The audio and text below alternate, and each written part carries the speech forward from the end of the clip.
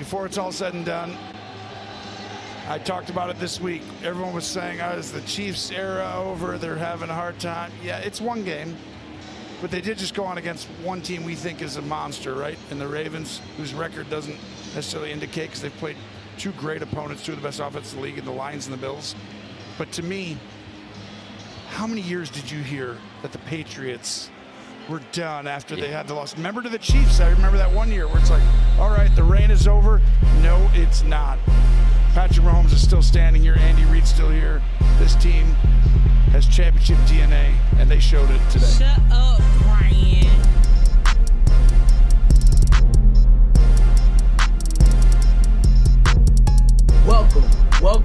Welcome to the pod. Welcome to Brian's World.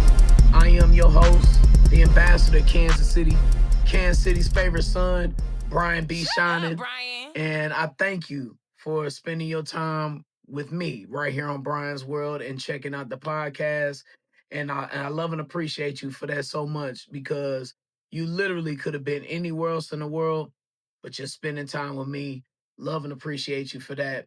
And also make sure that you tap in to Foolish Club Media and all the Fire Chiefs podcasts that we got cracking over here at Foolish Club Media. And you can like, subscribe, share, comment, do whatever you need to do, but just tap in on Apple Podcasts, Spotify, and on YouTube. And of course, while you're at YouTube, you've got to subscribe to the Be Shining page, man. Yes, everything Brian B. Shining goes on with the Be Shining page on YouTube. Of course, Brian's World drops every single Wednesday. My Hustle and Shine in the Morning content on Hot 103 Jams, mixes, beats, spoken word, random videos, whatever I got going on with Brian B. Shining is definitely on the YouTube page. This week, inside the pod, what an ass kicking that was. My reaction to the Chiefs' dominating win versus the Ravens. Can't wait to dive into that. Spags has an interesting take on PFF grades. Yeah, you definitely don't want to miss that, especially for all my more analytical football fans. You may not like what he had to say. The phrase game, in case that you didn't tap into Brian's World last year, just about every quarterly, it's the top of the month. It's the first of the month. Get up. Anyway, October 1st is here. So what I do is I'll go down the contenders, or who I think are the contenders are in the AFC and in the NFC, and I'll give you the first phrase that pops into my mind. Because anything could go up in there, to be honest with you. But yeah, the phrase game. That's coming up. DJing my first tailgate experience. Y'all know I am not a big tailgater at all. It's not my thing. And I've had some reasons why to confirm how I felt, what I felt. Had a great time, but I'll dive into that. Of course, B Shiner's bets, and we got to tap in with a fit check. Well, it is Pat GPT. I mean, I was telling Nate and the guys on the crew beforehand, nobody learns faster. It's almost like he's able to just an algorithm that learns faster than other ones, and his ability to do that within a game is why they've won so many close games over the years. It's been a challenge a little bit this year, but they've had some tough opponents, and they had another one today, but they showed up when they needed to. But that's the DNA of championship teams, your ability to figure it out and not have to figure it out after the game. When you go back and watch the tape, it's during the game. And I think you saw Pat learn throughout this game, but also I think they learned about themselves, about how good they can actually be when everyone's healthy. A Chiefs win can cure a whole lot. It feels different when the Chiefs have a dominating, convincing win, especially over a good-ass team and over a team that everybody thought that we were going to lose to. And to be honest with you, I don't think we felt like this in a whole while.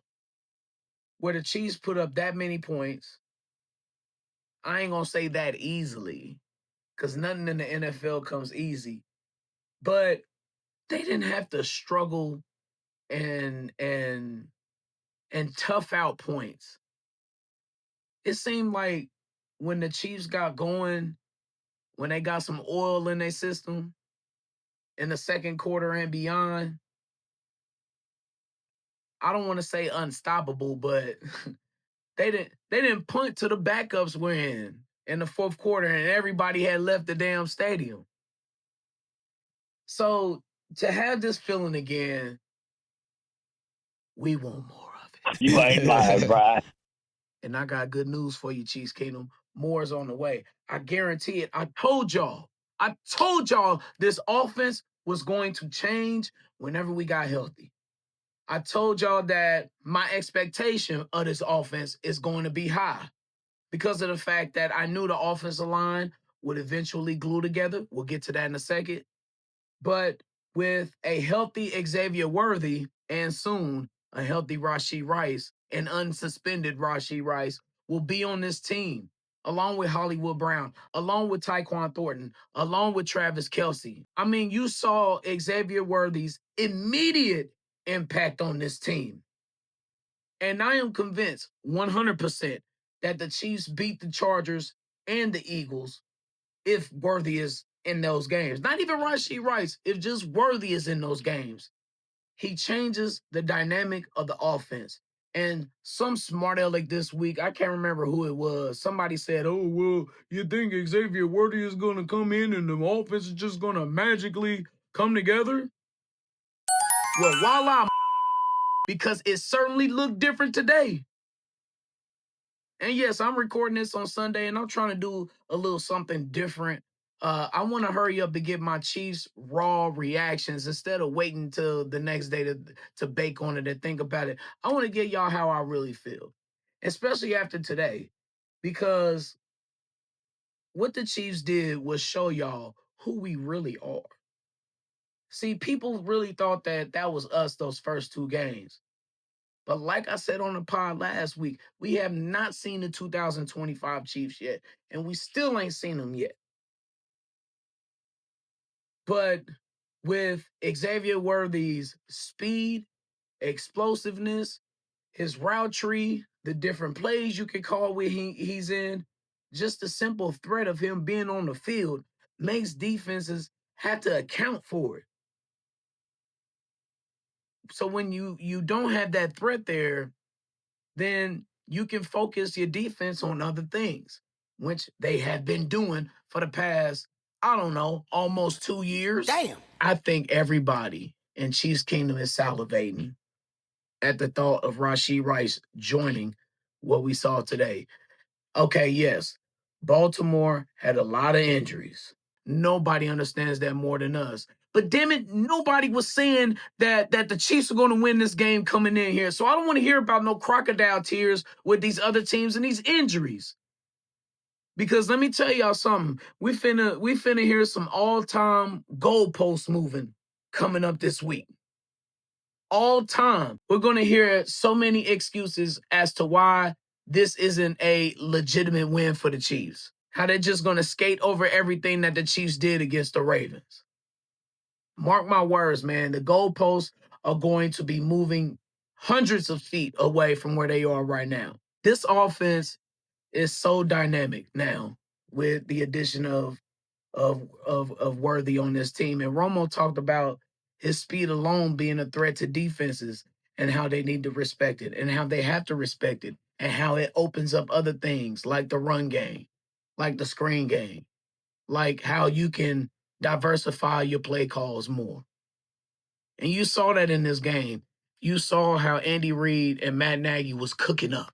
And it's like when certain players are out, there are certain things that the Chiefs are just unable to do. And with all due respect, with Xavier Worthy's speed, nobody matches that on the Chiefs. Nobody has that type of speed. So yes, a big chunk of your offense, you're not even able to perform it because certain players are out. And these imbeciles on TV, they like to downplay the fact that the Chiefs don't have their top two receivers. Take away the top two receivers from the Vikings and see what they are. Take away the top two receivers from the Bengals and see what they are. No, imagine the Bengals with no Jamar Chase and no T. Higgins. This man was a bona fide scrub. Take any team that you want in the league, take away their top 2 receivers, and they are going to be a completely different team. And I don't understand how these analysts who are getting paid thousands of dollars, millions of dollars, some of them, they can't or didn't understand that. Is it because you quickly want to see the downfall of the Chiefs and using your heart and not your brain? Maybe that has something to do with it. But the Mahomes being the youngest to 250 passing touchdowns, and with this type of offense and how the Chiefs is going to go, it might be a repeat of 2018. But the more creative play calls that were in the game plan, like you saw play action, you saw some bootleg, you saw runs from under the center, and it worked to perfection. It's like Baltimore today was expecting a totally different game plan than what the Chiefs were actually putting out there. And to me, low key, it kind of looked like a playoff game plan to me. Like the Chiefs came up in there and strapped up, ready for war. And damn it, they handled business. Something else that I wanted to add to that wide receiver conversation was Tyquan Thornton becoming a legitimate threat on the field and how that could impact other people, how that could impact the running game, how that could impact Travis Kelce, maybe looking 5 years younger because he doesn't have to face a damn double team every single play, or that teams are going to have to account for Tyquan Thornton when he's in the red zone so that Juju Smith-Schuster can go out and eat, like how he was doing against the Ravens. I didn't know that Juju Smith-Schuster was going to be this big a part of the offense. But he's sometimes critical to what the Chiefs are doing with getting some of those dirty yards, with being the ones that's getting yards after catch, breaking tackles. Him, and I didn't know that Kareem Hunt was going to be, like I said a couple weeks ago, I didn't know that he was going to be such a significant part of this team. But Andy Reid has done such a great job of utilizing every single playmaker on this team. But going back to touchdown Tyquan Thornton becoming a legitimate red zone threat is going to scare the shit out of teams. Because who do you focus on when there are 4 other playmakers out on the field? And what a difference a good offensive line makes. I think the Chiefs' offensive line definitely is in the good category now. Because of the past couple weeks, or I should say past game and a half, because that first half was a train wreck against the Giants. But we've seen them string together. Specifically, I'm talking about Kingsley Su'Mataia and his improvement. Because he's getting it together at left guard, y'all. I don't know if y'all noticed. Of course, there's still a couple hiccups here and there, but he's getting it together at that left guard spot, along with Josh Simmons bringing it at left tackle. But it makes a ton of difference the way that Patrick Mahomes is on schedule. He's comfortable. His footwork is straight. He trusts his line. His receivers are getting open now. Even on the initial route, they might not get open, but his offensive line is allowing him time to buy time so that his receivers can get open, or that so he can go to his 3rd option or his 4th option. It makes a ton of difference. And it makes a difference in the run game too. Now, and Xavier Worthy was the leading rusher today. Going back to him, not only was he a leading rusher, but he was leading in receiving yards as well. But you saw Pacheco getting loose up in there though. And I kind of see what Andy Reid is doing with the run game and his running backs. I kind of see that the early downs are going to Pacheco. 1st, 2nd down. Depending on what 3rd down is, if it's 3rd and long, I see him putting Bashar Smith in there because you saw him get plenty of action today. And he got some juice. Bashar Smith, he's coming in on passing downs. And of course, on the short, 3rd and short, 4th and short, when we need a hard 2, a hard 1. Pause. That was crazy. Bring in Kareem Hunt. But I love how the Chiefs use their running backs against the Ravens. And although, like, okay, you might frown at the stats, Pacheco got 35 yards. Kareem Hunt got 34 yards, and Bashard had 9 yards, but Bashard Smith also had 27 yards receiving. But EBE, everybody eats. Pacheco was averaging 5 per carry today. Kareem Hunt, not so much with him because, again, short yardage back. We're only looking for 1 to 2 yards with him. But even he was getting some bursts today. So when that O-line is clicking and when the passing game is doing what it needs to do, because when Thornton and Worthy are getting deep, that back's defense is up. And it makes it easier for that run game to get loose and to get open. And if you were paying attention today, you saw a little bit of that burst coming from Isaiah Pacheco, looking like his old self a little bit.